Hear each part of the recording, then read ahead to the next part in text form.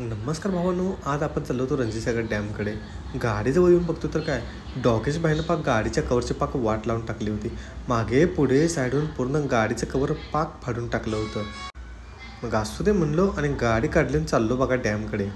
जामनगर म्हणून रणजीतसागर डॅम काही जास्त लांब नव्हता. फक्त 8 ते 9 किलोमीटर अंतरावरती हा डॅम आहे.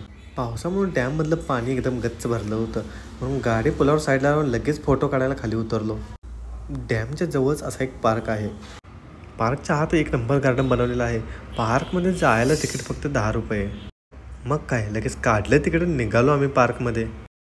आज जाऊन बघतो तर काय, इथं नुसता फोटोशूट चालू होता. जणू काय हे हिरो हिरोईनच आहेत. पार्क्या पोरांना खेळायला पण पाळणं लावलेले आहेत. गार्डनमध्ये बसायची पण सोय केलेली आहे.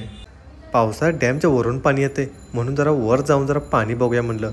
वर येऊन बघतोय तर काय, पाणी एकदम गच्च भरलेलं होतं. एवढंच बघून आपण लगेच माघार निघा. मग तुम्ही कधी आता फिरायला ह्या डॅमला?